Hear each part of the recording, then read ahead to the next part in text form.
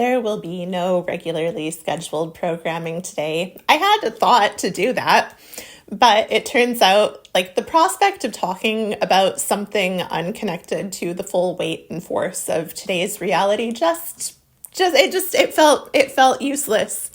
And it also felt like I could not do it.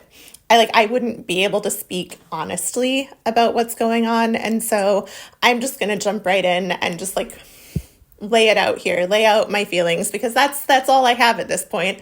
I just have my feelings and my shock and my sadness. So I come to you as an American in London, as I have been sitting here from my supposedly safe base and just watching my home country apparently be dismantled from the inside. It's been absolutely stunning and terrifying to watch, and I don't know what to do about it.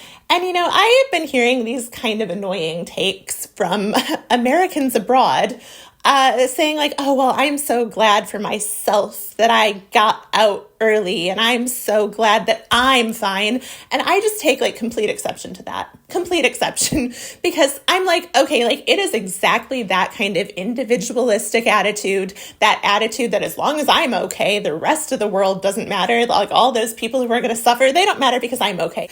And I'm just like, no. Okay, that very individualistic attitude is like the exact source of the problems we're having in society today. That feeling that, oh, as long as I'm okay, no one else matters. Well, is that not really why we're seeing like declining living standards? Is that not why we're handing over power to people who are just super rich but have like no social conscience whatsoever? Like, I think that's why we're here, because people are just like, ha, ha, ha, ha, I'm so good and smart and I'm fine and no one else is fine, but I'm fine. And I'm like, no, because first of all, like I just look at this and I'm like, people are going to suffer. People are probably already suffering, but they're going to suffer more. And so it's like, it's that broader issue of like, people are not okay. And then I also look and I'm like, my family might not be okay. Like my parents are in their 70s, like they rely on Social Security as their primary source of income, the Social Security that they paid into their entire working lives. And it's looking like that could be dismantled. I don't know if Elon Musk deems it wasteful spending, which I'm sure he will, because I don't think he cares about anyone. It's like, what? So like my parents are going to be without a source of income all of a sudden? And I'm here like, what am I going to do about this? Like, is there anything I can do? Can I help? So I have been, okay, calm down. The other side of the fallacy of this safety in the UK too is that I think there's sort of another one of those smug opinions that, oh, well, nothing like that could happen here. That's a uniquely American problem. That's a problem of American stupidity. And I'm just like, no. That's not it. The UK has so many of the same issues that have led the US down this very dark path it's on. Like the UK also has declining standards of living. The UK also has high costs of things like food and housing and low pay and really no avenues for people to like secure their lives or to live comfortably.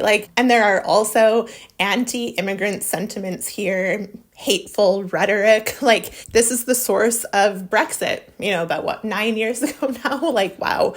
I mean, it's the same thing. And you think like something like that, those wheels were already set in motion. You think they wouldn't go back to it? No. So I don't think I'm safe here necessarily. I think I'm safe for now here, but I don't think anything is truly safe. And then on the other side, on the more emotional side, I'm just also really sad because it feels like my home, my sense of home suddenly doesn't mean the same thing as it used to. And I don't know what it means anymore. It kind of looks like this idea of home that I grew up with is falling apart too.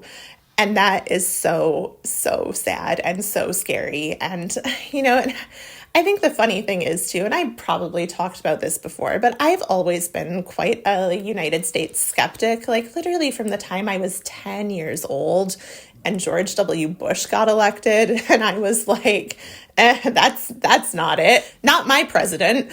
And from there we had the wars in Afghanistan and Iraq. And I thought those were horrible. And constituted all kinds of like human rights abuses and American intervention where perhaps they shouldn't have been intervening. And, also I think a lot of the time I don't really see people talk about this, but there was a lot of like sort of this let's bring back traditional family values rhetoric when I was growing up as well, like, in the mid 2000s. And I'm like, wow, I guess we're still just seeing that. But even back then I was like, ooh, like, I don't want that. Like, I didn't have the words for it at that time, but I was like, ooh, I don't want more subjugation of women. I don't want to reinforce the patriarchy, which was what all these family values, religious right Christians were doing. No, I didn't want that. So I've always been this skeptic. But at the same time, like, for all that I don't agree with so many decisions of my country, both domestically and internationally, and for all that I think it's a country that weirdly fetishizes work and money, like I'm not into that either. But for all of that, for all of those flaws, like it's still my home. It's still where I came from. It's still the place that shaped my perspectives, my opinions, the way I see the world. Like everything about me is tied up in that place. Like we all are tied up in our place of origin, no matter how far away we go. And to kind of lose that structure, that consistency potentially it's really getting to me. It's just really getting to me. And I kind of feel like I don't know what to do with all of these emotions except to just put them out into the world and record them. And maybe one day I'll look back and be like, oh, I was getting so worried about nothing. Maybe. I can only hope, but I don't know.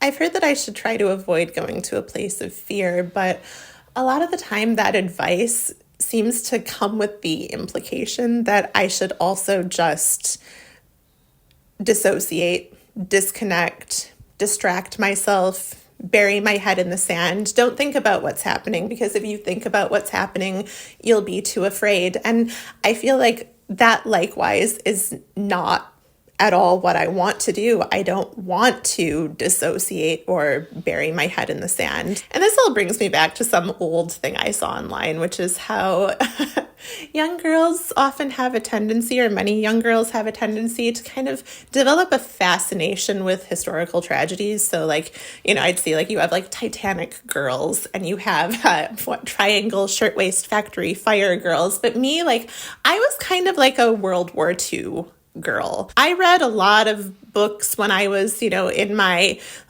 early adolescence, I guess, about like, kids my age growing up during these dangerous times and stories of heroism and opposing the evil forces that be. And it's kind of like with that background, like that was sort of my foundation for how I thought about the world.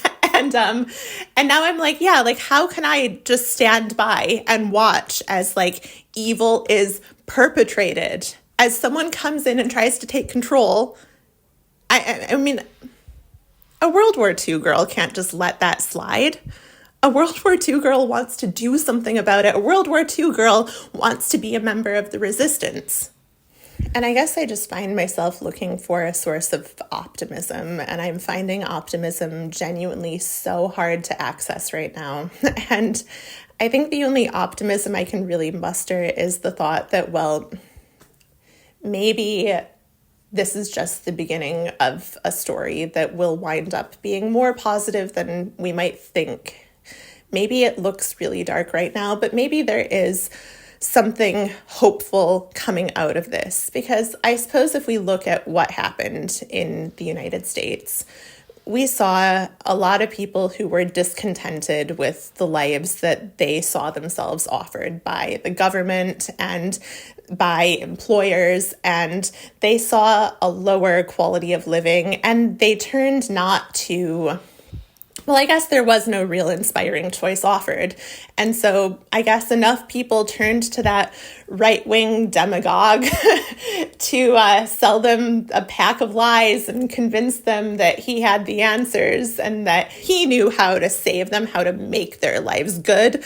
And And I think maybe now, though, what I hope more people will start to see is that that was never the path, that it was always a bunch of lies. And maybe if people start seeing that, oh, wait, like their lives aren't going to improve. In fact, their lives are going to get a lot worse really fast. Maybe people will start to see that, yes, we need something to change, and that no, we don't need to go back to the old neoliberal status quo. Like, we can't go back to that. We've already rejected that. We're not going to do it anymore. And maybe it is time to come together. Maybe people will start coming together and figuring out what better system could be put in place, something really genuinely better than what we've had for the past like several decades. I mean, at least certainly for my whole life, like I don't think that I have ever really truly experienced, the American dream, the great country, the great quality of life, the ability to do anything. No, I mean, that wasn't real. That wasn't my experience of life in the US. Like, everything has been a struggle. Everything has been work, give all of yourself to an employer. And, then they can just discard you though when they don't want you anymore. Like, I mean, that's not a life. All this, it's like all this work too. And then you get to live in some terrible apartment with roaches. And I'm like, no, like that's not it. So yeah, it's like, I welcome a different reality, but what we're seeing right now is not the different reality that I ever wanted.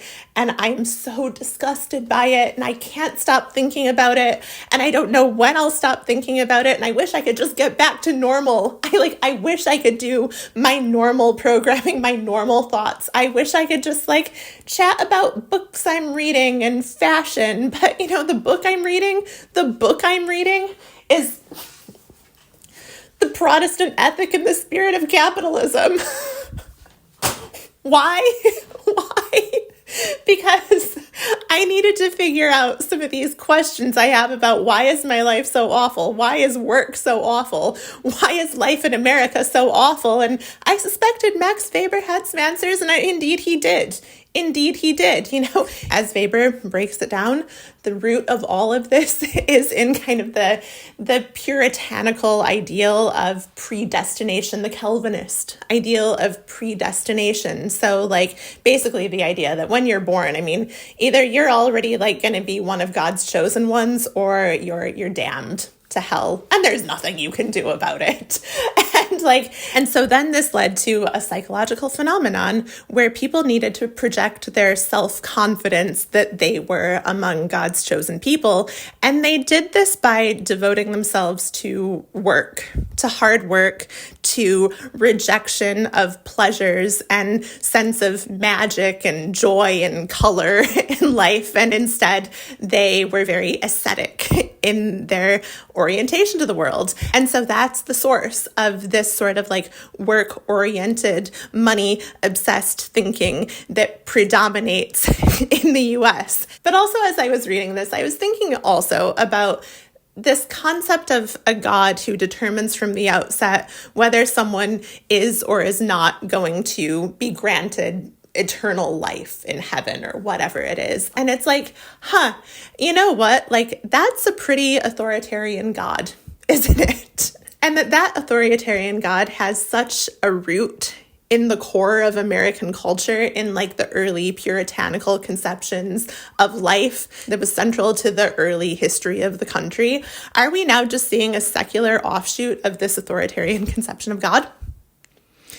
And it's kind of okay, so those who believe that they will be favored within the new order, they're like the ones who believe in their own salvation. They think that they're saved already. And then it's the rest of the people are kind of just accepting their damnation. You look at the inaction of the Democratic Party right now, and it's oh, right. So they're haha, yes, we are the damned, and we're just going to take it. And I'm just that doesn't seem right, does it? And that goes back to it not being the America I thought it was, because if anything was true in my conception of America, I thought that we were a country who did not lie down and take it, who did not lie down and allow ourselves to be oppressed. I thought we weren't that. I thought we were something different from that. I thought we were a country who would stand up for what we believe in. I thought we were a country where people could express themselves and be listened to, and that the government would listen to the people, somewhat. I mean, it hasn't always happened, but in an ideal world, it could. I thought we were that. And maybe I'm so disappointed because I'm seeing maybe we're not that. Maybe we're not. And maybe we are just going to lie down and watch everything we had, and all of our memories of the place where we grew up dissolve, and we'll have our rights stripped away one by one because their government has failed them, because my government has failed me. And that's where we're at. So.